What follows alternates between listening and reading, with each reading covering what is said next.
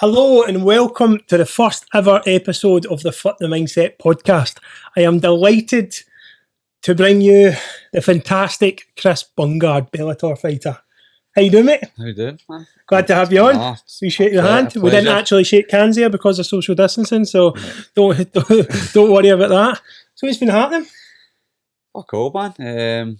Thanks for having me on, especially for being your first show. It's an honour, I must say, to share the couch with you, but hopefully the first of many. Good guess you have on there. You know, I'm hoping so. I mean, as I said in my ebook, Flip the Mindset is a platform of hope for people struggling with the pressures of modern society. Yep. Hopefully it brings some comfort to people and hope to people that they can get back from the darkest of places, as I have. And I'm sure probably or possibly yourself.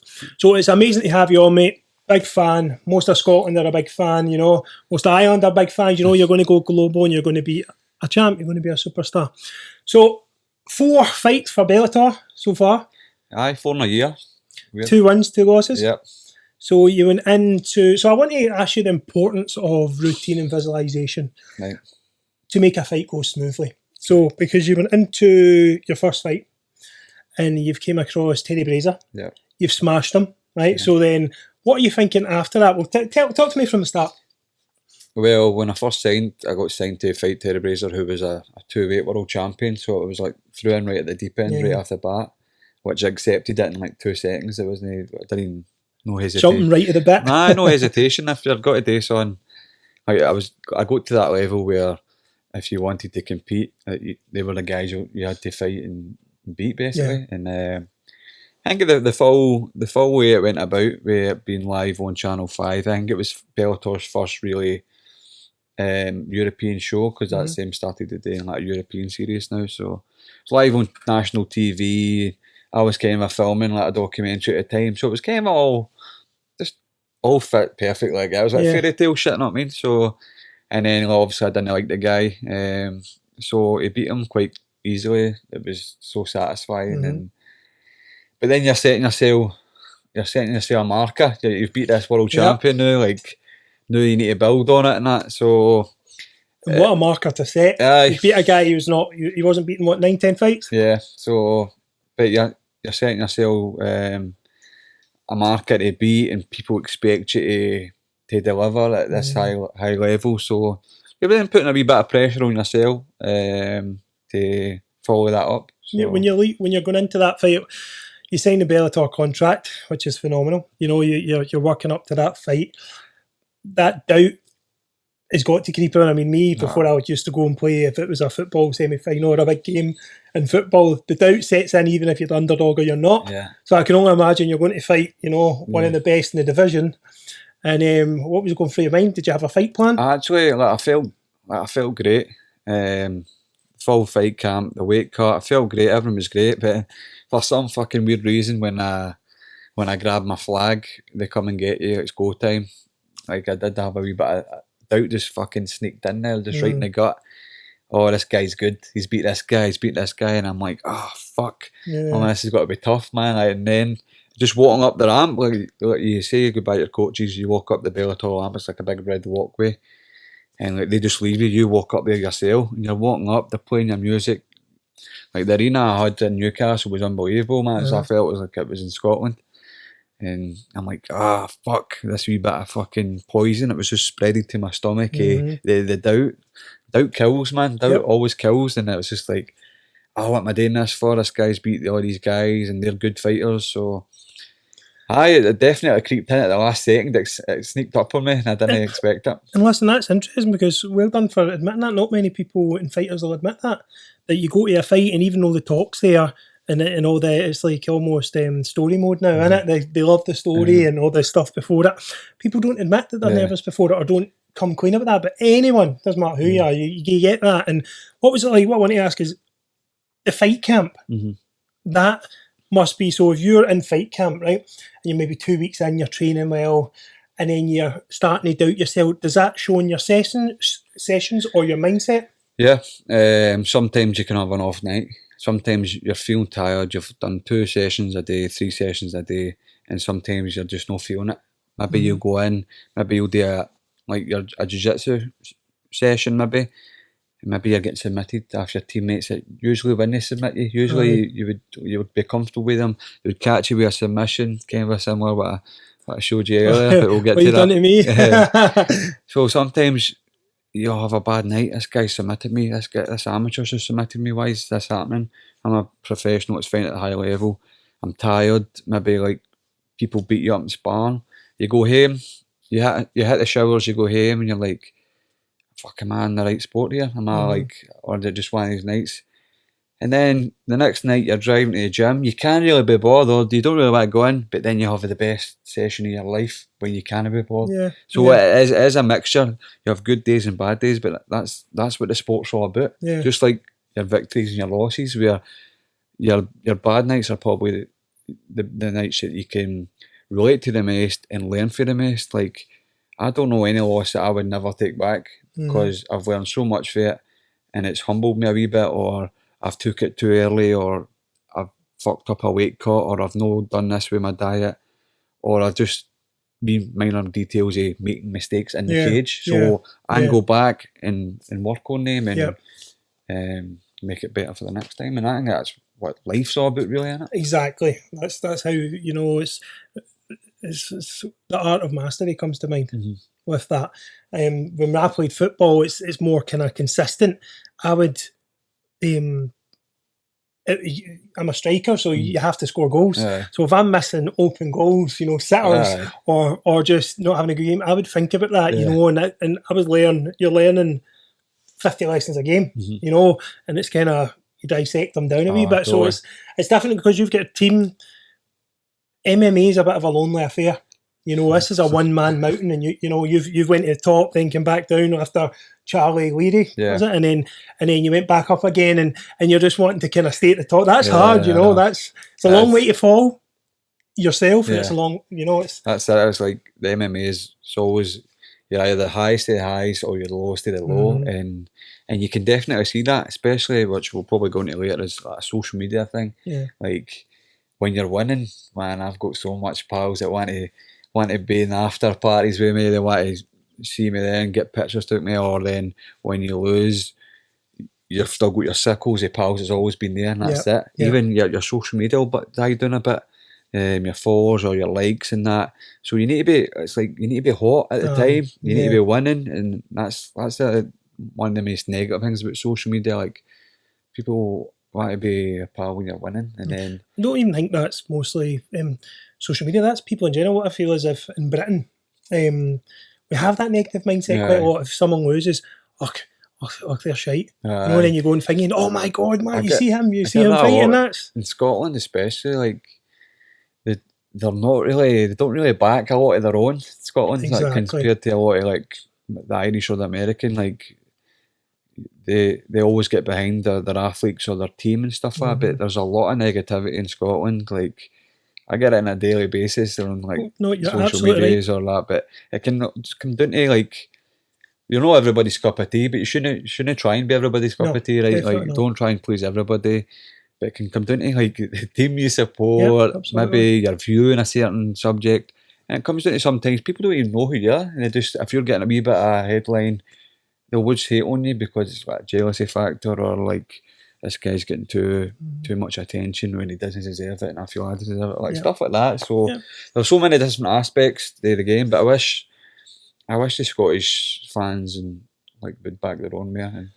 See, it's always been like that. There's a lot of Scottish fans that don't even support the football team, you know, and that's why I think it's actually, you know, we don't see the value in ourselves as a country. So we support other people. We don't see the value in our own people. I almost feel, you know, and we should, because there's no the pride is we like to say we have pride, but we need to show that pride with our athletes, with our teams, and all that. And as you says, people all over Scotland would have been supporting Conor McGregor, and when it comes to, oh no, he's a Celtic fan, all that kind of stuff, or he done this or done that. Well, no, you've got to get behind it, because we don't feel good ourselves sometimes even with me when I'm on somewhere, and a couple of thoughts will come into my head and go, but you know, like, why am I doing that? It's negative thinking.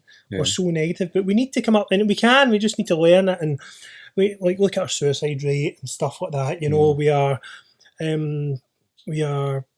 there's something that needs to change. Yeah. You know, something in the wheel that needs to change.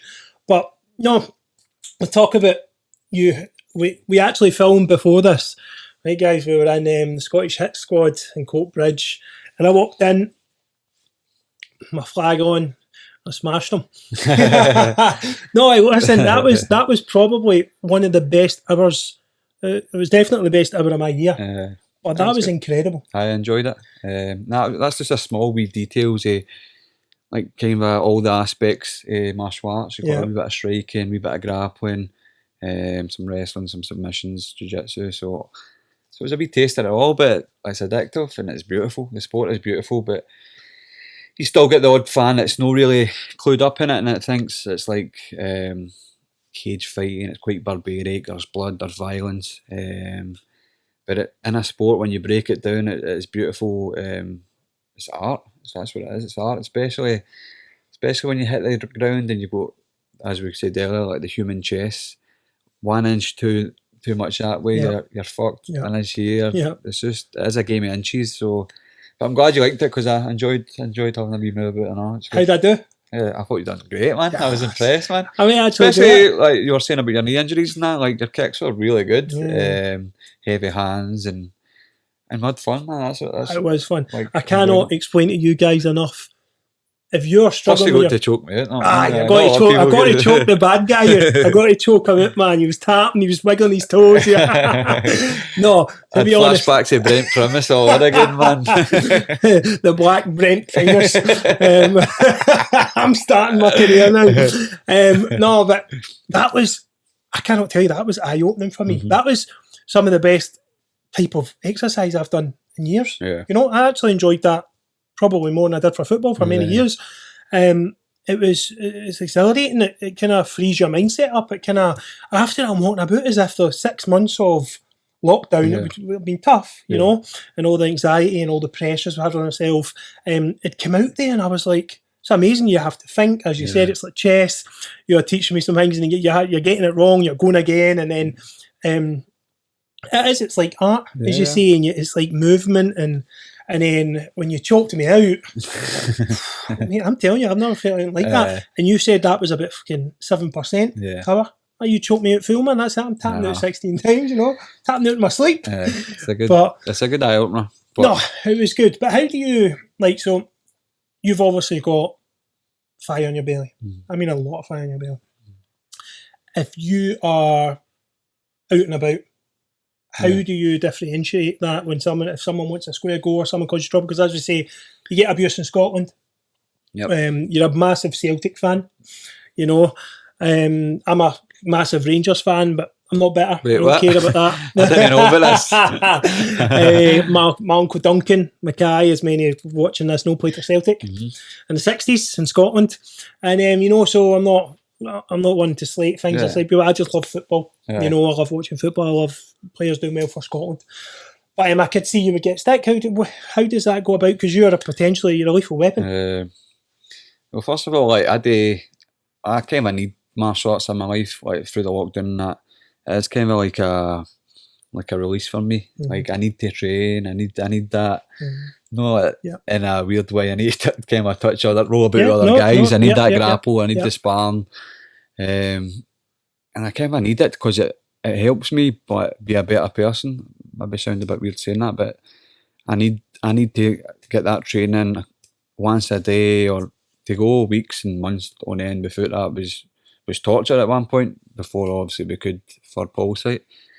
But when I'm out, like I'm just human, but not mean. Like don't think like you can rock up on me and like kind of. I'll give everybody a chance, basically, and the chance is usually like back up a bit, and that's it. But it's tough. Also, and I've never went looking for trouble in my life, but even in school, I did get in a lot of fights. But I usually used to fight with bullies, so I hated bullies. So if I seen bullies being bullies, I'd probably hit the bully. So you a bully. You know, I would normally have words with the bullies and that as well, because I hate bullying. But would you say, because the bullies are normally the more popular kids, were you in that group, or were you? I was one of the populars in the school, but there were still other bullies. But I still liked to fight. So instead of picking on people that couldn't fight, I picked on the people that thought they could fight, which were the bullies. And So why did you like to fight? Because someone at school, like, you don't just like to fight. No, Something, I don't know. I just like I watched the wrestling when I was younger, and I never watched the UFC or that. I just heard that was a computer game back in the day with Chuck Liddell and Tito, but yeah, it was wrestling I watched, and I played football. yeah. So I don't know. I just had fighting in me from where I came from. Like I lived in Holytown, and the place I grew up with, kind of had to fight a wee bit, just to let people walk out the tappy basically. Yeah. So I don't know. I would never pick on anybody though, but all my fights in school were with the bullies, the years and the high schools and that, and I always remember that. But like when I'm out, like if anybody starts on me, like, I have got a cool head these days. Even like driving, like I'll give people the benefit of the doubt. But if you catch me on a bad day, man, you're fucked. Like we were driving in to do this interview, and a guy's pulled off in front of the big man. He's kind of went on a thing. He's going, "Listen, I'm happy you were there." Stuff like that, because that you go out and flying triangle the person through the window. But people in like nightclubs or pubs, like when I have a few in them, like they'll try and get a reaction. Of course, or even like when I played amateur football, like hundreds of times, like people try and get a reaction at you because they think that they won't do it, but that's not me, because I will do something. Yeah. And sadly, that's what I did. That's what I'm like. So, but I give everybody the one chance, but if they keep at me, then I'm probably going to hit them. How was you grew up in Holytown? It's your space. I don't like anybody getting in my space. I am the same. So if I can touch you, if I can physically touch you and you're this close, then there's something bad's got to go down. And that's weird, because like when we were in the thing the day, when we were in the gym the day, you're close as fuck all the time. You know what I mean? So it's weird that you outside. Nobody come in my face. Inside, everyone get in my face. How I train. But it's being a fighter. You know if something's got to go down. If somebody's here, you can see it. You see their hands, especially these days. Like where I used to stay, like the most murders in Scotland last year, Holytown, for a small village, and it's knife crime. So like somebody's there with their hands in their pockets, then what am I going to do? Wait for you to stab me? If I had to pick or me or you, it's me all the time. So no, of course. So what was it like growing up in Holytown? Holytown is Lanarkshire. Is it's a red hot zone for suicide. Yes, in Scotland. And Scotland's bad enough with suicide. I've been there myself. Yeah.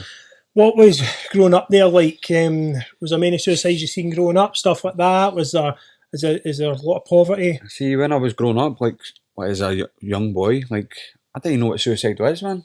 I honestly didn't know what suicide was until the day my friend's father committed suicide. So even then, it was kind of like you're walking about in a daze, like I don't really get what's just happening here. So that's why we kind of started the whole working with Chris's house thing, and we run like a charity funded day in Holytown every year. Then my other mate's father sadly done it, and then my mate's done it, and you're like, right, what's going on here, man? I felt like it was like the Motherwell area was so bad with it. And sometimes it was come down to like depression, alcohol, drugs, anything, and you're just like, people can't put the finger on what's going on here, but I was still at a young age, like right, sun's up here.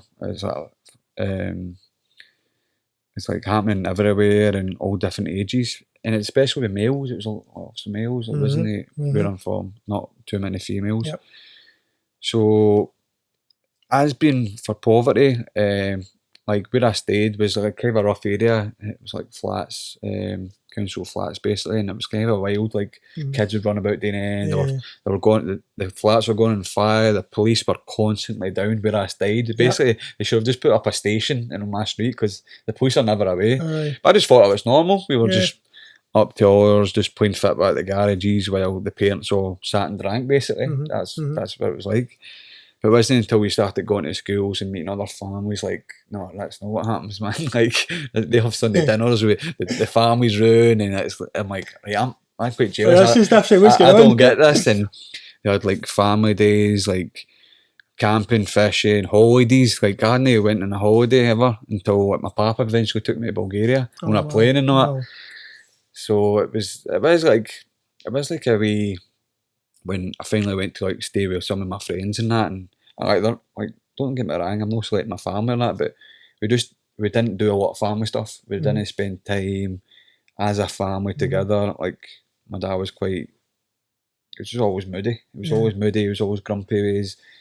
And that's how probably I didn't have a good relationship with my father. My mum was kind of the same, but my mum always did try, but that's how I think I was more, more like as if my papa was more like my guardians, like my mum and my dad. Yeah, of course. Because I spent more time with him, I had respect for my papa, and he showed me like the actual way of life, like how you should treat people, and he opened my world up. My papa, my gran died a good few years before my papa there, but so I wouldn't say I was poor. I didn't have any. Like, I used to have to save up my £5 a week for my papa, right? Every week I'd put my £5 away. He'd take me to boot sales, I'd hover around about him until, right, fuck, there you go. Then I'd run away, either get VHSs or I'd save up all the week so I could buy a Fitbit trackie, right? Because that was the thing back in the day. And all my mates were loaded, like their mods would get them all sorts. So I saved up a £5 a week so I could buy an Inter Milan trackie, and that was my thing, man. I had my trackie, right? So that was it. I used to wear it all the time because it was the only thing I had, you know what I mean? But so we didn't have much, but like my papa would help us out and stuff like that, and having that there has probably saved your life. Aye, definitely. You know, you said in another interview, you were saying your mum and dad, they liked to drink, but they weren't alcoholics. Aye. So you're basically saying they're alcoholics, but I'm not saying that kind of thing. But and that's, my uncle was an alcoholic. He was a seasonal alcoholic for 20 years. He worked for British Airways, and it's just something he couldn't get out of. He went in, he was on for 12 months, and my two cousins, my best mates, do you know what I mean? And then he would come off like that. He would just come off. He was the best person in the world. And then he went on, he'd be shouting and moaning at us and going, it's hard to get on me. It gets you so anxious and uptight. So let's not kid ourselves. There's millions of other kids in Scotland with that now. Yeah.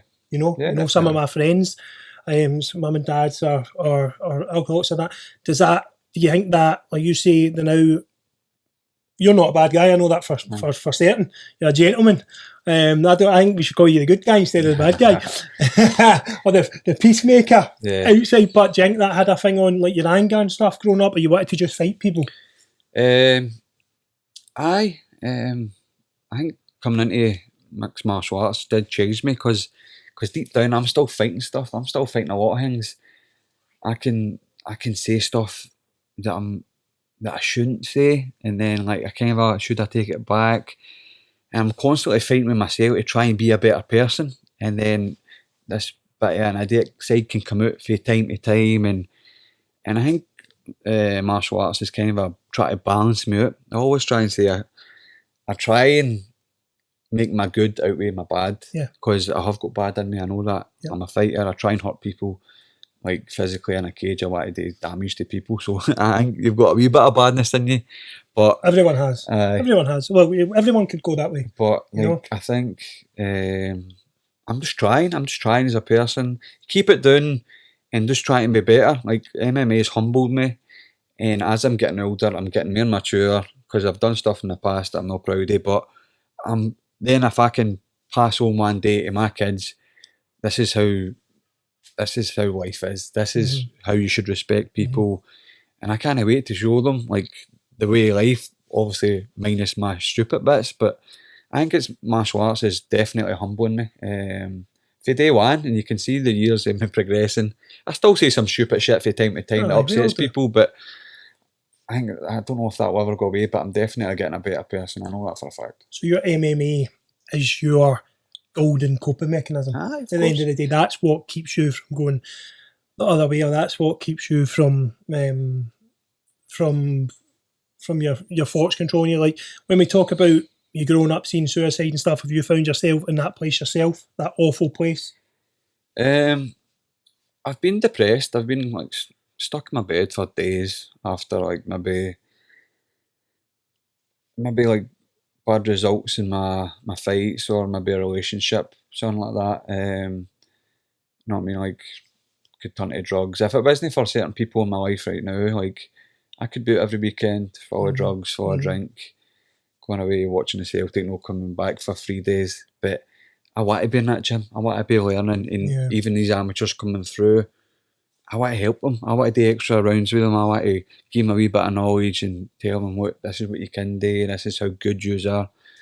And I get joy after that, feeding their positive energy and passing it on. I'm like, maybe I could be a good coach one day. I don't know. Maybe this could lead to after I retire, maybe start my own gym. I don't know, but I know this helps me be a better person, and that's what matters. Because when I was working, and it still works every day, I'd wake up and I would swing my legs round in my bed, and I would sit there for about 10, 20 minutes, and like with my head down, like no one to go in, hating life. So I was already waking up in that negative mind frame where I'm like, I'm away in here, and I would rather fucking jump in front of a train just to no go here. Like so like if I would say to anybody, like if you're waking up with a negative mind frame, just pack it in, pack your job in. I know everybody needs to pay bills. I know they need to do this and that, and life's tough because you need money, but do what you want to do, and stuff like when you wake up, you've got to wake up with a smile on your face. You've got to get your coffee in the morning, kiss your missus or your wains goodbye. I'm away to do something I fucking love,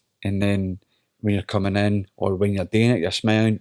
Everything's different. Your mind frame's different. You're a happier person. You're meeting people on the train, the bus, driving. You're saying, "Oh, how you doing? How you?" Passing on that positive energy to people, and it cheers people's day up, and your life will be a million times better. I can guarantee you that. I always say it's like being in the roller coaster of life, and when you wake up in the negative mindset and all that, you're in the back of the train, so you've got no view. You've got people sick and spit and all that, and if they had coronavirus, whacking back in up your nose. But when you're waking up positive and you're going to a job you like, you're at the front of the train. You know, you're seeing the view, you're seeing things before other people, you're advancing. Yeah. And you know, and that's a very important thing. People don't understand how important it is to try. See, when you go up and you talk to someone, oh no, I've tried it. No, but just try, make it happen. You get up, you have to do that. So for me, I'll get up in the morning, and even if I've had terrible anxiety the night before, I'll go up, downstairs, 2 glasses of water straight away. 2 full glasses of water. You've been sleeping for about 7-8 hours. You're going to feel dehydrated. It could add to you feeling a bit shit. The weather outside might be pissing down. Do you know what I mean? And you get, seasonal affective disorder, and you're just... If you go down the dump, so you woke up already in that state of mind, how are you flipping that? So for me, it's the water, the decent breakfast, then I'll go outside just in the garden for fresh air. And I'll literally just, even if it's raining, just go out, fresh air, come back in, put some music on, go for a shower. Make sure the music isn't too hard beating. Make sure it's nice, and that changes my whole day. So what would your advice be for someone who's having like suicidal thoughts, or any of your fans that are having suicidal thoughts? I'd always just hang in there. Like every day's a new day. There's always light at the end of the day. Like I've been there personally myself, so I know exactly what they're feeling like. Yeah. Have you ever tried to take your own life? I've never. No. So you've never went that far, but you've been, because depression. People think depression is suicide. They kind of put the both in the same, when it's really is different than that. So you went through depression. You've never been to suicide, but you said you lost a mate with suicide growing up. Yeah, a few. Like few from Holytown where I live. We used to go on holiday, Ibiza, Napa, and my good friend Steve McGee at the time. He committed suicide. Through same depression. He was always depressed. So it can happen to people that you really know and care about. So absolutely, it's mad, because you maybe don't think it maybe never happened to you, but you never know what's round the corner, and how it can affect your life and what it can do to your mind frame or your mental state. Do you think, like, did you see the signs? Did you see? Because this will be important, because this is what's happening now. It's Suicide Prevention Month in September, and everyone's questions to me. I get hundreds of mails all the time, right, saying, I'm there. I'm trying to be there for my partner. I'm trying to be there for my friend. How do I do it? Yeah. But when your friend took his own life, was there signs? Were you? Yeah, like I was like, I think he tried it a few times. So I wasn't shocked when I found out, but like he tried. Like we all tried to help him. We went to meetings. He'd done a lot of things, but I think it was down to drugs and like Valium and stuff like that. So I wasn't surprised when it happened, but like it still, when it does happen, it still it still hits you hard because you Aye. deep down you're like, I don't think it will happen, but And we don't really understand it, do yeah, we? We don't really understand it because if you do take your own life, I've been close to it, of course, which I say in the first episode of Flip The Mindset, but if you do, you don't know, you've not been there. You've been there where you're about to, but you've not done it. You don't know the actual, things are obviously not, well, my mum walked in, thank God, but things are obviously not so bad that you're just going to do it like that. Do you know what I mean? But I can only imagine what it's like to be in someone's head, It must be a prison, but let's not kid ourselves on here. Thousands of children and thousands of they're getting younger as well, and because that's the scary thing. We're moving on, like 10, 11, 12-year-olds, you're like, you've got your full life ahead of you. Yeah, a woman texts me saying my 9-year-old daughter has got depression and she's trying to deal with this and that and stuff, and I'm like, she's own says her anxiety is really bad and she's freaking out in shops and that. I'm like, how has she even got that knowledge, or how has she even got that? Like, it just absolutely, it broke me, and I'm thinking, I've just brought a wee boy into the world. How 10-year-old, I was out playing in the mud and stuff like that, so I don't like how people. That's picking my snotters and wiping it in people's hairs. I know, so I don't know. That's scary, but it's just, it can be through the power of like this era now, this day and age. It's different from it was back then. Now you've got all the social medias and like the internet of the day. Like it can really fuck with kids' minds. Like you maybe see like this wee guy's got the PlayStation, the Xbox, he's getting all this, and I've got nothing. Like, we didn't really, back when I was young, we didn't really have mobiles. I think I had a big Motorola, man. That was my first one, the flip phone. The Motorola. No, it wasn't. It was the big one. The big one, that's it. Yeah. Motorola, like, and then I got the flip. My brother got the flip phone, and I was raging. I was happy with a polyphonic ringtone. Fuck's sake, know what I mean? I thought. Do you know that's terrible? I remember back the day with the phones, right? And you had the, was it the 3210, 3210, right? Snake, and the only reason you wanted the 3410 was for Snake 2 and better ringtones. And you could make your own ringtone. You could actually type all the notes in and give you like zombie or something. People making wee songs and all that, wasn't it? And they were the cool smart. Zombie Nation, sorry, Zombie. Zombie Nation, wow, brilliant tune, man. But that just shows you how things have changed. People, kids these days at 8, 9 and 10, they've got phones that are essentially supercomputers. Yeah. They've got the knowledge at their fingertips, everything they want, anything they want, and that's really scary when you think about it. So you can see how, the suicide rate is really affecting teenagers now. It's really bad over in America too, but it's really bad in Scotland. Yeah. Bad in Ireland. I know you're over there a lot. Why do you think that is? Not just suicide, poor mental health in general.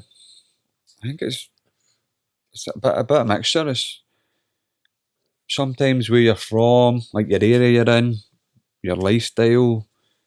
Most of it through Scotland, especially the centre of Scotland, is drug related. A lot of drug related, but it can happen anywhere. Like through sports, like I know I've seen a few documentaries recently, be like football for like guys that don't make it. Like it's their life, and then they don't make it, and you know what I mean. It can happen in any level of sport.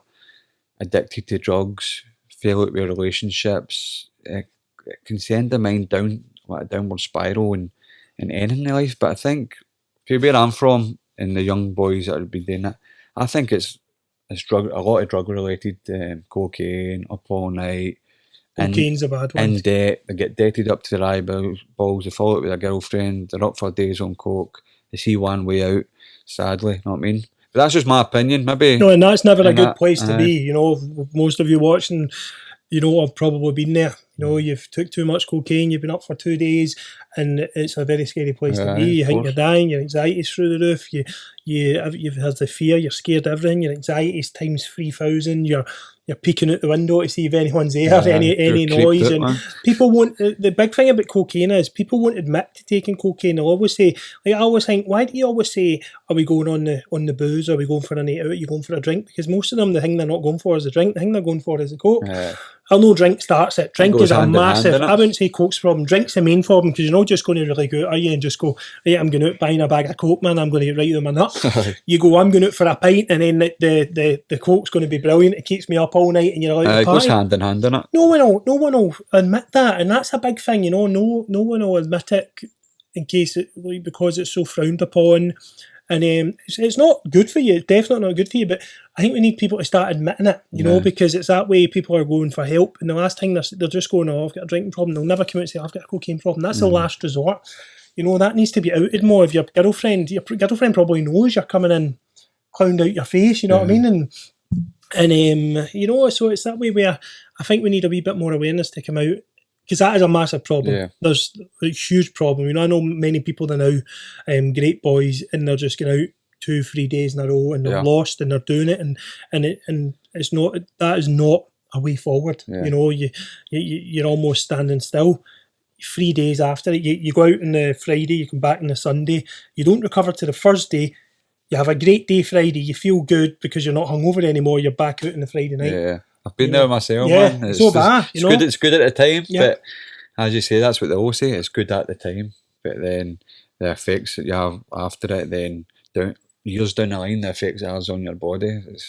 Absolutely. It's a thing where I remember reading somewhere that a couple of celebrities are too scared to actually condone to launch a campaign to kind of stop certain drugs and all that, because drugs, you know, it's a big economy, you know what I mean? And people are not going to be happy if you're on saying... Half of these celebrities, all they talk shite, man. They're fucking...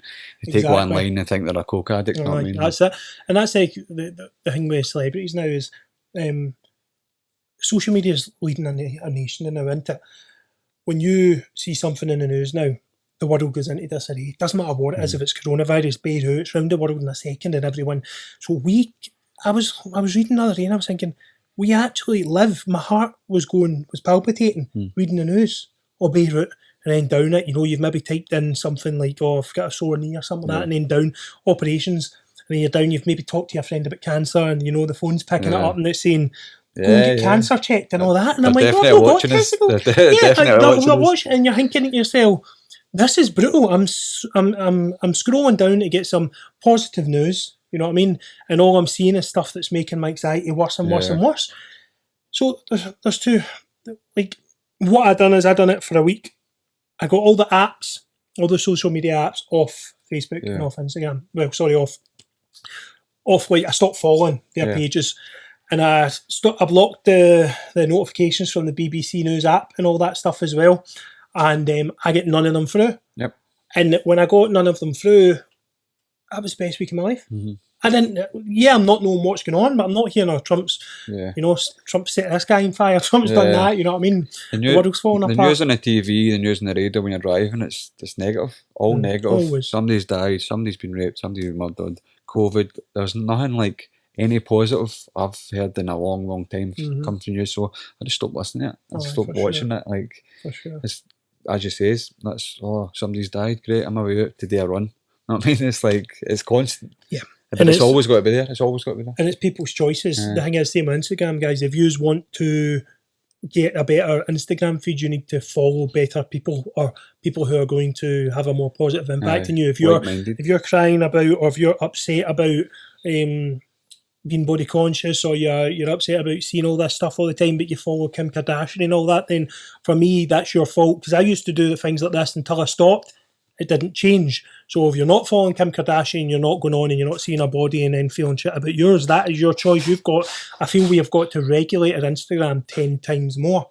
Yep. So I was reading some stuff about the Art of Mastery, which I talked to you about. Have you ever read anything to do with it? No. So I read out, I was on last night and I was looking at stuff, and I listened to a lot of podcasts about this. So let me read number 6, right? So learn to embrace criticism and failure and be grateful for the opportunity to learn and improve as a result of your mistakes. Now, that comes to mind when you go and fight Terry Brazier. And then, obviously, you get beat off Charlie Leary. Yep. So, for young people watching, or for fans watching, how do you deal with that? So you've went up, you find it, if you get beat, normally that heads go down a wee bit. Yeah. You know, you're sitting there, you've got a long time before your next fight. Yep. You know? Talk to people just how you deal with that, and you deal with the voice in your head with that. Well, you talk about like how did I deal with the defeat after beating Terry. Like, basically, yeah. Well, I knew like part of the reason that I lost was I had a terrible weight cut, so I already identified the problem. So the loss was a lot easier to handle, even though like it was quite close. Like I won the first round, he took the second round, and I died to death in the third, and I got a bit of beating in the third round. Yep. But even like I had a wee bit of concussion in that, like it was so much easier to handle because I knew where I went wrong. Like I knew like I need to change the way I'm eating. Yeah. I need to change my diet up. I need to change the way I'm cutting weight. So much, it was so much easier to handle. So just for that fight alone, like I don't mind the criticism that I got through the loss, because I knew where I went wrong in the fight. Like I knew like the weight cut is sometimes more just as important as the fight itself, because it's basically two fights: making the weight, doing it properly, refueling properly. I remember the next day after I'd made the weight, I still didn't even feel myself walking about. It was like a zombie a wee bit. Even walking out to the fight, I was like, the crowd will get me going, and like I still feel, there's something no right here, man. What's in your head when that's going on? There's something no right here. And Charlie Leary can hit like a truck, man. So it was like, even though like I thought I won the first round, like the second round, the third round, I was fucking gone, man. Like, and I was like, I actually couldn't even lift it in. I couldn't lift my hands, my feet. I was in the bottom. I couldn't move. I was just kind of surviving a wee bit. But I took a big elbow in the bottom, and it's the hardest I've ever been hit in my life, in the gym, outside the gym, in any fight. But it shut my full body down. It was like numb. Like, see, you watch fighting films or boxing films where it goes like that deafening way. That's what it was like. So it slow was motion. Perfect. So that way, and it was a short elbow for the bottom. I was in the bottom, and it was the hardest. And I'm like, shit, I've never been knocked out or finished before. I'm like, this guy's about to finish me. So it was kind of holding on. He's pushing you down. He's landing more on you. Everything's going in your mind. Shit, I'm about to lose. I'm about to get knocked out, or the ref's about to stop in. And I'm tough. My mental toughness in a fight or cutting weight is my strong point. So I'm just kind of hanging on, and like I know I'm losing the fight, but I'm just trying to hang on. And I don't want to. If I crawled into a ball, the ref would have stopped it. But I'd rather go out my shield and try and survive. And that was all because of my weight cut. I absolutely fucked my weight cut. My diet was poor. So that fight alone is the reason I've got a new nutritionist and this new diet. My weight cuts are much better. My rehydration's 10 times, a million times better.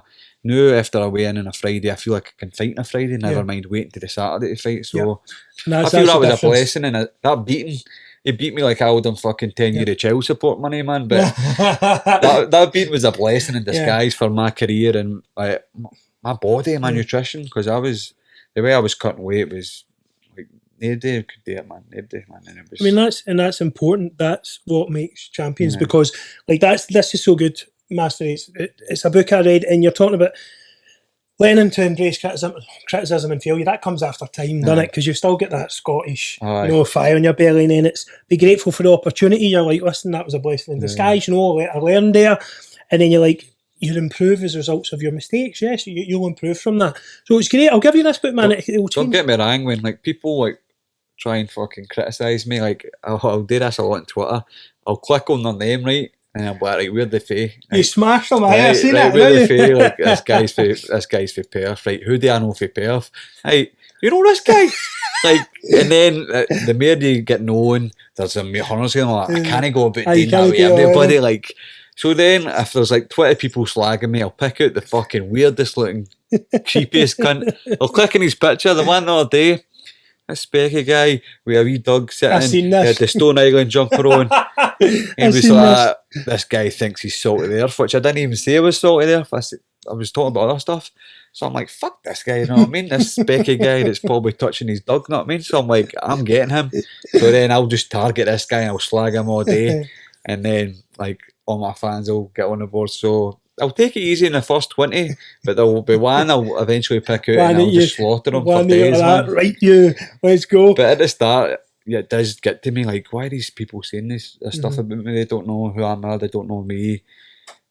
So it did get to me at the start, but the more it happened, I learned to embrace it and then learned just to have a bit of fun with it. Like, Twitter's you get what you give and you give what you get. You know what I mean? And you don't take it seriously. And let's just make this. I need to say this. Many people do take it seriously, and that's when it can bring them really down, and can go on to suicide and stuff like that.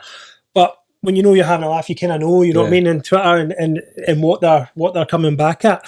But see, when you're talking about your mentality, being so strong in a fight and stuff like that. What about when you've maybe lost that 5-10%? What's the best corner advice you've ever had? It's a tough one. Usually, I've usually got Paul and Brian in my corner. I'm into the third round, I'm tired. First thing Paul does is tell me to smile in the corner. So I've got my hands on him. He's like, let me see that smile. And I smile, and then I'm like, right, now I'm having fun. And then Brian's the brains. This is what you're doing wrong. This is what I want you to do. Go out and do this. You need to do this. Watch out for this. And then usually when I'm cornering Paul, when he's about to go into the octagon, I'll say to him, because he's got two kids, I says, what do you want to go home and tell your kids, that you fought Shogun, or you want to go home and tell your kids that you beat Shogun? He's like, that I beat him, then he's away in. That gets me pumping just thinking about this now, man, because I've not fought in ages. I can see the smile on your face, man. So I need day two in my corner, like he needs me. So it's like a team, a family, so you need to know how to... You need to have a connection with people. You know what I mean? You see, like McGregor and John, like people. You need to know. John needs to bring in people that knows that will get on my corner, like that will fit well with his routine and the type of person he is and stuff like that. So I feel the same. Like with my team, like I know these guys and I say they know me, and it's like a family kind of like a family based. Yeah, seeing your face there talking about it and your face lit up. Do you know what I mean? And that's important. So that tells me that a big part of your fighting career is that family. Yeah, of course. Do you know what I mean? I remember, like, you won't get this because you didn't watch wrestling, right? But Bret Hart once said about the Hart Foundation. For the wrestling fans, about the Hart Foundation, that they would follow these guys in to the pits, the mouth of hell, to fight the devil himself. And I always love that quote, even though fucking wrestling's fake. Don't ever say it's fake, right? But it's not fake. But I always loved that quote because I feel like that's even my mates in Holytown, like, because we've grew up together, I've done for them, you know what I mean?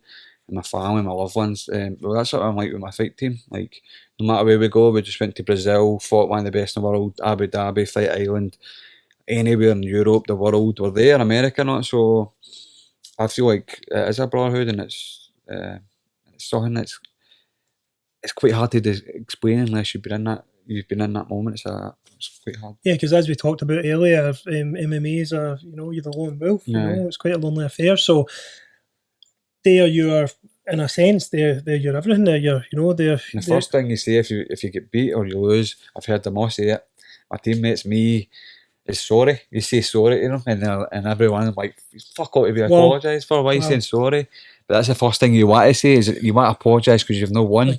But I know that, but I've said it. But doesn't give a fuck. You shouldn't apologise to anybody. But it's the first thing you came to, like you've let somebody down. Who really. You've let anybody down. You know what I mean? It's just the way of life, man. It's the way of life. So talking about your relationship with Bear Jew, like Paul Craig, big handsome bastard. Don't tell that, man. That's so no, he's a great big guy. They all call him handsome or something, don't they? I said that to the missus. She's like, oh yeah, big handsome guy. I was like, right, yeah. She's not coming near Hit Squad. He's got a good side on him. I think it's this side. And, the side that shades out his nose a bit. You went to fight camp. And shades out his nose. He's the only guy I know that can smoke a cigar in a shower and not get it wet, man. I love that, man. You went to fight camp? Fight Island, sorry. In the UFC? Yes. And you were his corner man? Yes. Yeah. How did that come about? How did you become his corner man and stuff like that? Just through being teammates. We've been teammates for 8 years now. And we're like only professionals in the gym. The rest are amateur. We had a couple, but they kind of drifted away a wee bit.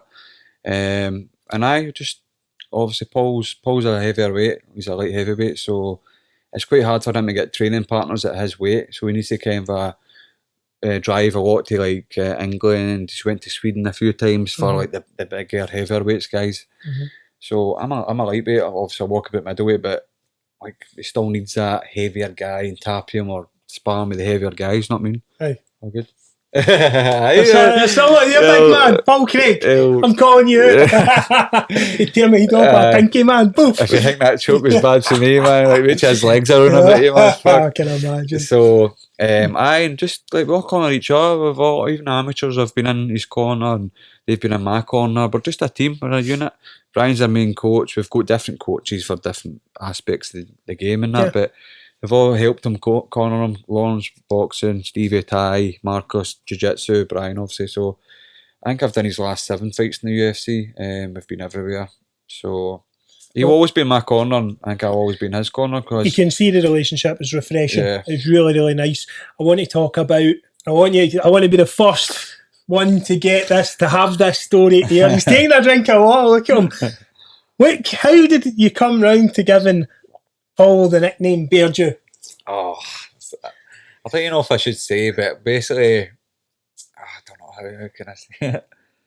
Basically, if Paul's midsection was a country, it'd be Israel. That's it.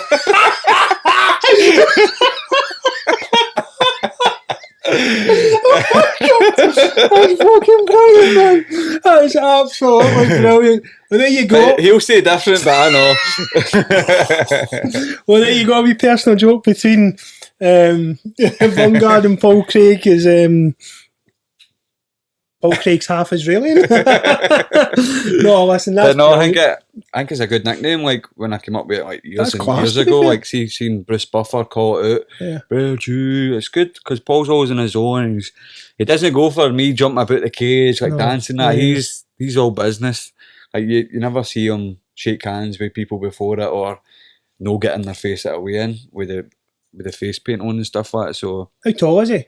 6'4". Jeez, oh. So he says. I like how they say, like when they call him out, they say he's a kung fu master. I don't know if you've noticed this. Bruce Buffer, this man is a kung fu master or something like that. But he's been saying that since I think we fought in FFC in Hamilton, and we had to write on our card like our names, our nicknames, and your style. Aye. And I'm sure he wrote kung fu on it, and that must have went all the way up with him. And I think Paul's has watched a kung fu film in these days. But Kung Fu Panda. don't get me wrong, he's athletic. I don't know a guy that's like 200 odd pound that can do just a simple standing backflip perfect like that. And he's athletic. His kicks are great. He's got good flexibility in that. But I don't know about kung fu. I don't know where that came from. But I noticed it the other day. I'm like, they keep calling you like a kung fu artist. I love it, man. But hopefully I'm not killing his abs. He's kind of on fake persona here, but I've never seen him play kung fu. Leaving the house. No, but he's a great guy, and obviously he's been a big part of my journey as well. And like we've still got many more fights in us. He's got another 4 fights with UFC. I've got another 4 fights with Bellitor. We're worldwide, man. You should be very proud of yourself. He's a good person. He's a good father figure, and I see he spends time with his kids and. He's a good role model to be. He does something between you and him keep you going as well. Aye. That way from like if you've done something stupid or anything like that. Aye. He's a good guy to talk to. Like I went through a lot of troubles outside the gym and stuff like that, and I could talk to him about it, and I can get a laugh film like this, and I can be serious like that, and he'll know the perfect balance, and I long may it continue. Yeah, for sure. Listen, it wouldn't be right unless we approach the subject of your dear papa. You know, me and you are similar like that, you know. We both loved our papas. Well, my papa's still here, but I didn't actually know just recently about your papa passing away. Which, first of all, I want to say, you know, all my love and sorry about that. And it's I can imagine, you know, people go, I can't imagine. Oh, I can imagine because my papa's my heart and soul as well, you know.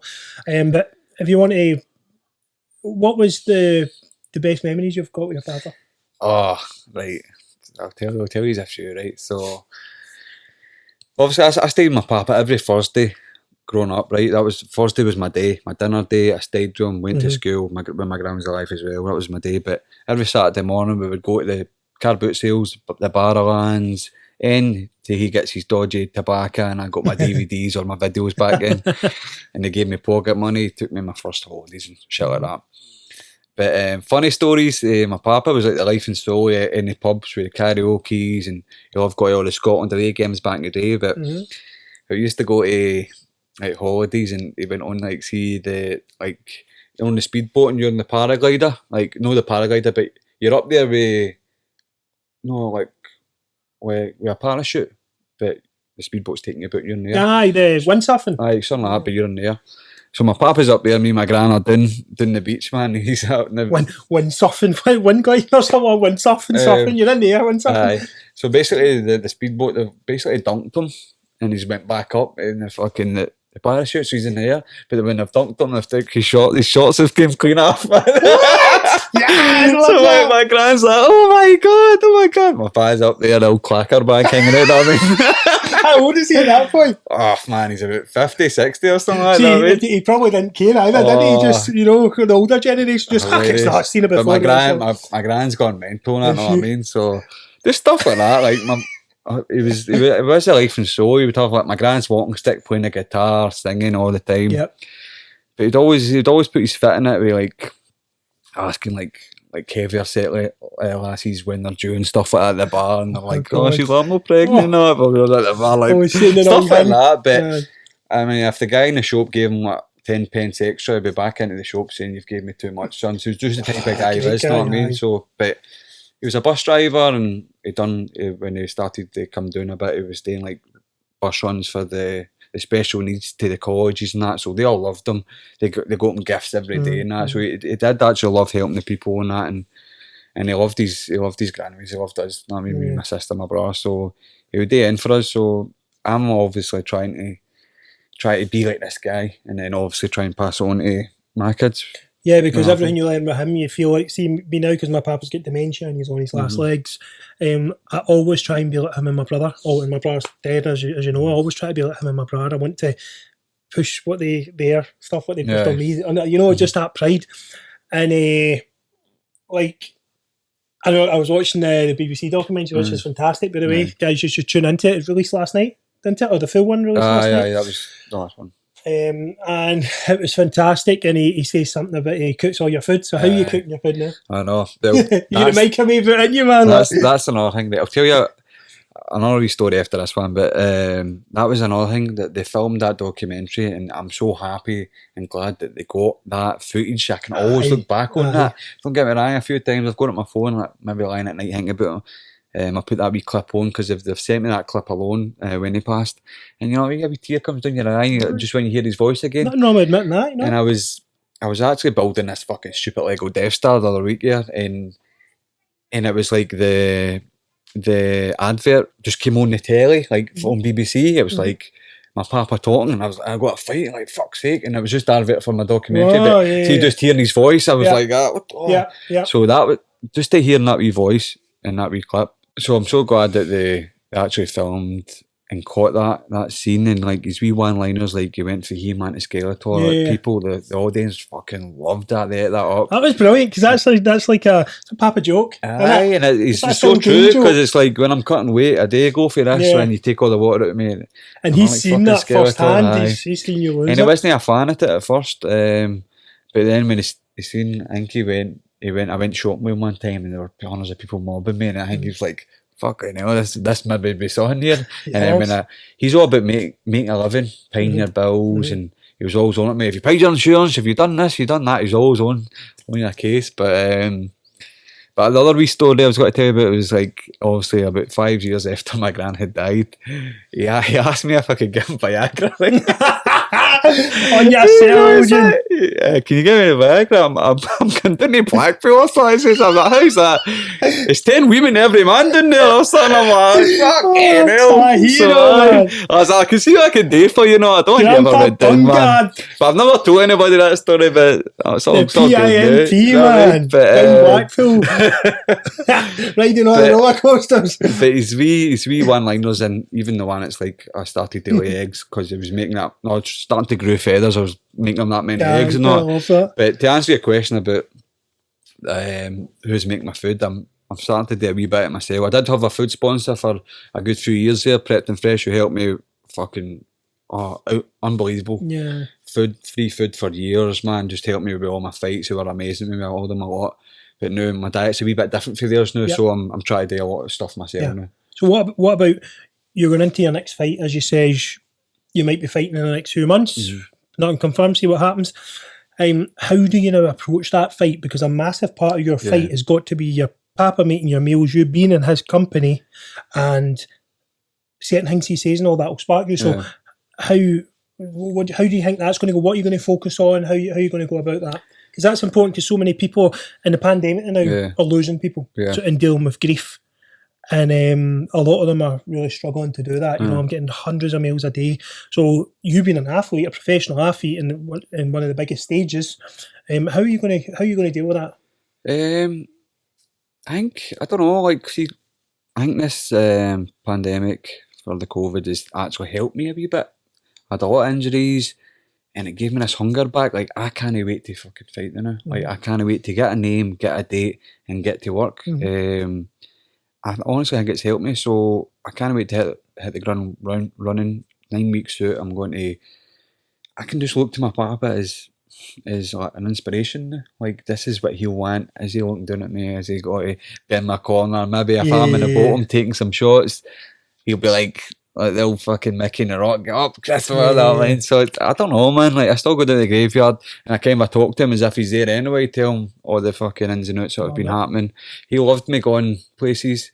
I'd always have to bring him back a fridge magnet wherever I went. So he would have loved Abu Dhabi because he loves the Formula 1, and we stayed on the Marina Formula 1 circuit, and I'm like, that was his favourite track of the year, was the Abu Dhabi one. I'm like, he would have fucking loved this. He would have loved that. Would you have took him as well? Oh, aye, definitely. He used to go everywhere. Brilliant, man. So what about the... You're talking about your papa being funny, and obviously he was funny. He was funny on camera. He was fucking shiny still. See all that? Like, he was like, I think I had a wee half and all. And I was like, you don't need to do it, but I want to down the line. I want to show my ways who you are. Like, so I want you being it. And then when the camera hot, man, he was like fucking the one-liners. Like, fucking the natural. But aye. So what about you? We were talking earlier. You were talking about you quite like comedian. What you might want to be a comedian. Aye, of course. I want to dip my toe in it. I don't know. I think I could. I've been messing about with some topics and a wee 5 minutes, 10 minutes, and I think I could maybe do a wee open mic one night where like nobody's obviously there. Nobody's there, so I don't get booed off. But I'd like to dip my toe in some comedy work or even a wee bit of acting. It always comes down to your Scottish accent, no? See, try to like cut a promo or act being Scottish, and my stupid accent. When I watch my interviews back after fights and that, I'm like, ugh. You got to be pure Scottish, like it's went out of my head, the guy that played James Bond. Sean Connery. Sean Connery, old Sean. So I'm gonna let you McGregor, like they're, and who's the other one, like Jerry Butler, not like they've got the pure Scottish accents. I don't know, I think I could maybe tell a few jokes, make a few people laugh, and get the fuck off the stage. Why does that happen, by the way? So Gerard Butler, Sean Connery and that, right? They put these accents on them and make them speak like that, right? When do you ever hear people speaking like that in Scotland?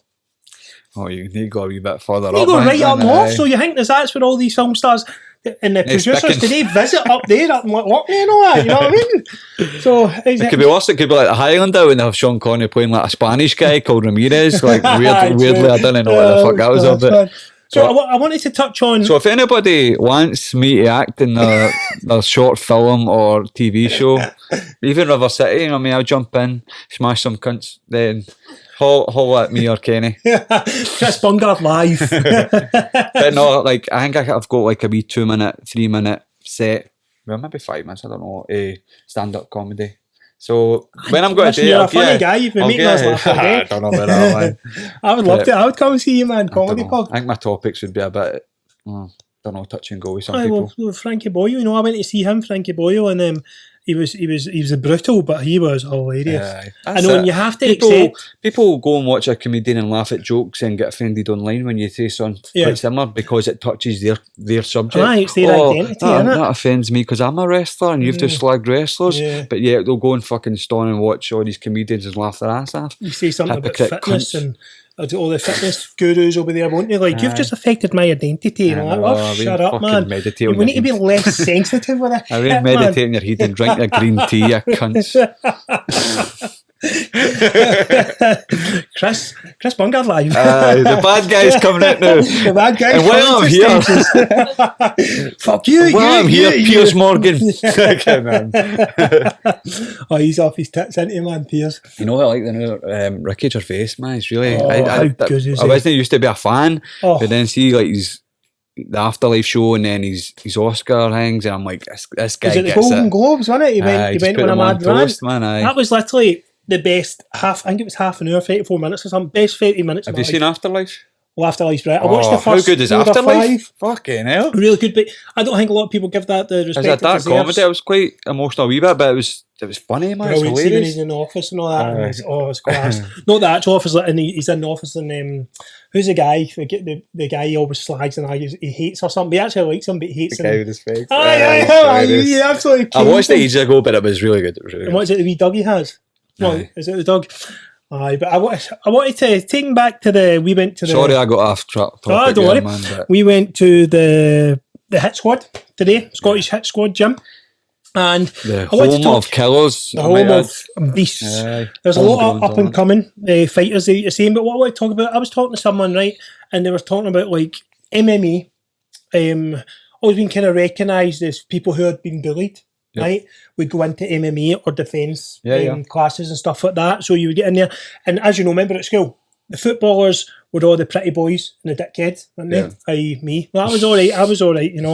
The rugby players were the people who couldn't play football, right? The MMA players were the MMA fighters would be the ones maybe who get bullied, or maybe some of the is it? What did they used to say? School moshers and that, and he had moshers. One of my good pals, mosher, and he golf emo. They would be in the MMA classes, right? So now that's different because UFC came and and Bellitor came and took over everything.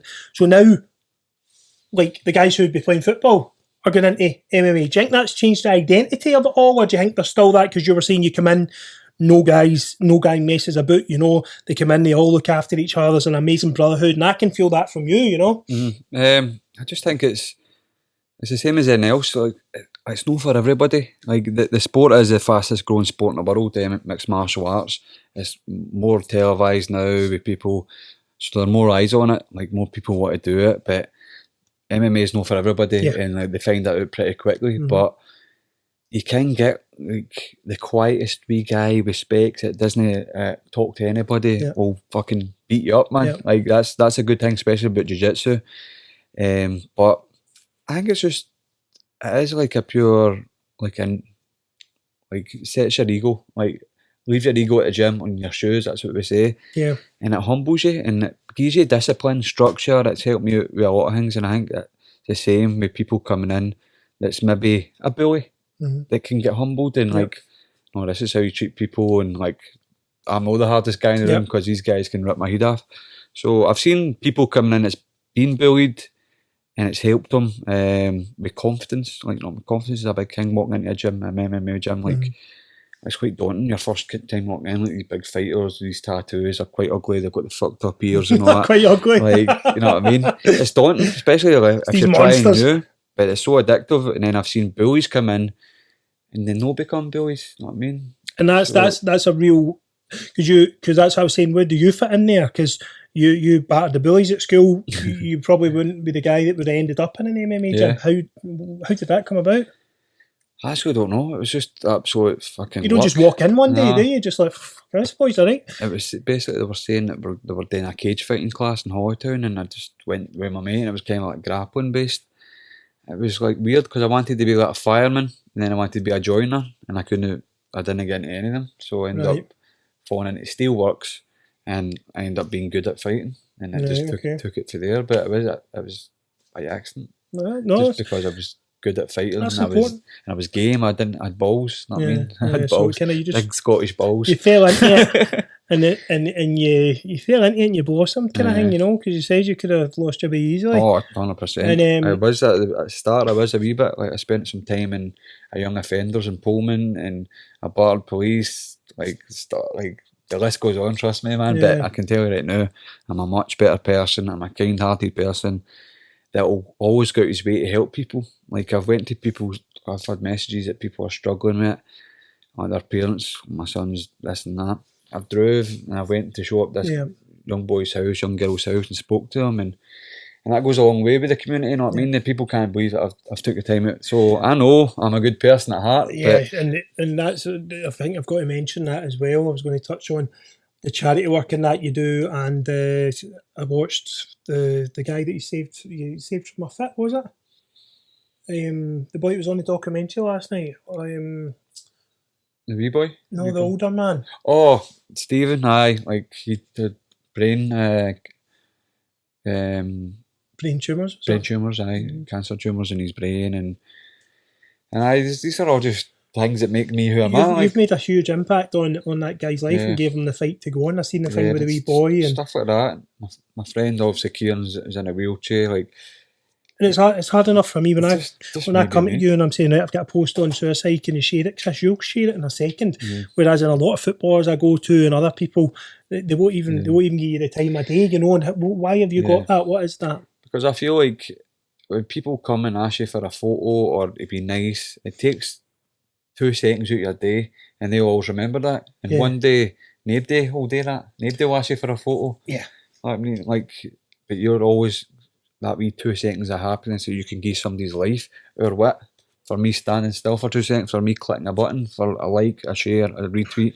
I'll do that all fucking day, man. Like, I think I'm anybody. I'm just a normal guy, and like, I think the social media gets to a lot of people's heads these days, and I don't know, no man, no money or no woman will ever change who I am. That's just the way it is. Yeah, I know, and that's why I think me and you've got on well today, because we bounce off each other like that. And with me, I've got a platform I've got now, and I'll share everyone's stuff because not everyone, obviously, if there's 1,000 people mailing me, but if I see the post now, that's a fact. I'll share it because I'm not going to act like someone who I'm not. I'm always going to be that same person. You could give me a Ferrari. You know what I mean? And that's not what's driving me. Do you know what I mean? I've had people, the new thing that people are doing now are phoning me through Facebook. So I'm just answering that. I'm answering that. Oh, he's answered or not? As if they're at a house party. Like, I'm just like, I'm just jumping a plane. And like, how are you doing anyway? I'm like, is this what they're getting to now? They can just actually phone me through Facebook. We phoned Georgie Boy at the phone in, and then we thought, fuck it, go phone the bad guy, see if you answer. So I've answered a few of them, but you're like, what the fuck, man? Because I think you can turn that off, that people can't video call you and stuff like that. So you need to probably ask about that. So how have things changed for you life-wise, getting like the blue tick and all that now in the big social media presence? I think it blew up through, obviously, my Bellitor career and my social media.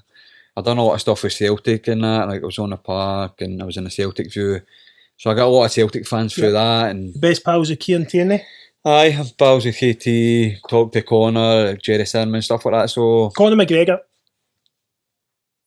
just came to my mind. Who'd win a fight out you and Connor? I think Connor would probably beast me in that one. But you think Connor would beast you? Aye. Well, I know, I've trained with him hundreds of times, so I know how good he is. So he is an actual beast. I love him. He's such a good guy. I think he's the full package. Obviously, he's so marketable. He's so intelligent with his businesses, and I honestly I like being around about him. I like talking to him. I still talk to him on Instagram and that, but I just think we're very similar. I know he has his faults, but I've got my faults, so I don't everyone has their faults, you know what I mean? It's people judge you and all that stuff. So my stock kind of went up there, but I was still I think people just really liked my character and who I was and stuff like that. So I think that helped it as well. But as I say, I'm just being me, and like the interviews would have made that go up. That interview was class. People, not everybody's cup of tea, I know that, and like even I said something yesterday that people didn't like, and it's just like, not everybody's got to like what I'm going to say, but I will never apologise. That's one thing I'll take to my grave. Keep no apology. So if I do offend anybody, I'll never apologise for offending anybody with a joke. I don't give a fuck. What was it Connor said? He goes, what was that famous I'd like to apologise to nobody. He was like, I'd like to apologise to absolutely fucking no one. You know what I mean? That was brilliant. Everyone was using that. So, but now when I say something shit, the public, like, they tag the Daily Record, the Sun, they tag my company Bellitor, they tag the Police Scotland if I do something, you know what I mean? So, speaking about Bellitor. So it's like, people are trying to get me sacked and stuff like that for saying that a wee tasteless joke, man, but fuck them. It's happening in every job. You're not safe in any job anymore. Social media is the beast of everything now. But see, talking about Bellitor, you mentioned Bellitor there. You've said in a few interviews about Bellitor v UFC, saying they're rivals, right? Yep. Most people are looking at it saying the UFC is the big dogs and Bellator is the big one, but not maybe as much as maybe a big name. Yeah. So Dana White, Right. right? Flies over in his private jet, gets a train to Holytown. he's got a golden briefcase, right? And he comes to you and goes, Chrissy boy, says, I've got a contract here, right? But I've just had a phone when I got off my private jet. Yeah. £3 million private jet. And he says, I've just had a phone from Bellitor. And they're wanting to sign you as well. Says, we've both got £1 million deals. Who are you choosing, UFC or Bellitor? Right, obviously I need to pick Bellitor because I'm a company man. But what I will say is Bellitor has looked after me. I have a great relationship with the owners, the matchmakers, and like I've still got 4 fights with them, so I wouldn't shit on them now with saying because they've treated me so well, and I've just signed a new contract which was better than a lot of people that are in the UFC, so I'm happy the now. But when I was in Abu Dhabi there, like I was fucking steaming in the pool, man, the last day, and I was with all the UFC brassies and all the media, and they all loved me. And I think if I wasn't with Bellator, that probably would have pestered or not until I signed a contract with them. No, but that's... I like having relationships on both sides. Obviously, Paul's in the UFC, Brian talks to them a lot, but I'm happy with Bellator because like I've got a good relationship with them, and I'm happy to fight for them, and they put on good shows, big arenas. And they're paying me like good. I don't date to be rich or famous, but I'm just comfortable. You've got to pay your bills. That's it. I'm comfort. Yeah. It's just comfort. I get to Coming travel from the what world. me and you've came from, it's... That's it. All I like doing is traveling the world, and if that can pay me plane journeys to here and there, and as long as I've got a roof and food in the fridge, then I'm fucking happy, man. You fight for Bellitor, Chris fights for UFC, but you do it together, so it's good you be in both worlds. And for UFC fans, Bellitor fans, it just shows you that that's how much Bellitor bring to the table. It's good for as well. It's good for our amateurs and all come through saying, look, this is where you can get to. Me and Paul are, not mean, and proper make a living at it and stuff like that. So I think they can see it, man. They're deadly, man. I would say, if you want to exercise, and you've got a poor mindset now, you're struggling with poor mental health, go to your local MMA gym. The guys in it will more than likely be welcoming and fantastic. And go to a beginner class, because that today when I have, like you'll see in the video or you've seen in the promo, that was amazing. I loved that hour you. I said, can we go for 10 hours? You know what I mean? I was blowing at my arse, you know what I mean? But and then he was choking you and my arse was flapping. But, but it was frightening. Right, before we wrap it up, I've got a couple of questions from some of the Flip the Mindset guys. They're not terrible ones. I'll explain that tattoo and also that's the Guardians of the Galaxy cassette. So my papa loved the Guardians of the Galaxy film, so did I. But I used to always watch films with him all the time, and he would always say, "Have you seen Guardians of the Galaxy yet?" I was like, "No." He's like, "The best soundtrack ever," and blah blah blah. So that's a wee bit of meaning behind that. That's the soundtrack for Guardians of the Galaxy, So it's like a wee mixtape out it's like a Marvel film. I listened to that. But he loved these films. I watch films with him, in fact, with him every day in life, and he loved that film. So that's another wee thing about my papa. Nobody really knew about. Love that. And I listened to that soundtrack about 100 times. It's such a makes you feel so. You might listen to it when you're sad. You listen to it when you're happy. Me and Paul listen to it when we're cutting weight. So I'm under the towels after coming out the bath, and Paul's always singing, "I got a feet." See the what a memory. So Paul's singing it. I'm trying to no die with sweating, and we're all smiling, shaking your pinky to it because you're done in. So it's a good song for us. Right. Okay. Questions. Got these. Let's have a look. Okay. Aidan asked, has training in MMA improved your discipline in other aspects of life? Of course, man. Of course. It gives me a structure in how to live your life, discipline, timekeeping, listen to your coach. When I first started in football, one of my main guys I respected was my football coach who's died, Pat McCready, because he was a big respectable guy. If he shouted at you and told you to get up the hill, you would fucking do it. And we always, the football team just always fucking have a laugh for young daft wee boys. But Pat was one of my mentors growing up as Hawton Colts. He was a legend in Holytown. But he was one of the guys I fucking listened to. So being even mixed martial arts, but fit back coaches, I listen to Brian when he tells me something, I listen to him. Be on time, eat good food, structure your day out. So martial arts is basically saved my life. What there was no structure. Free fall. There was no structure at all, man. Yeah. Okay.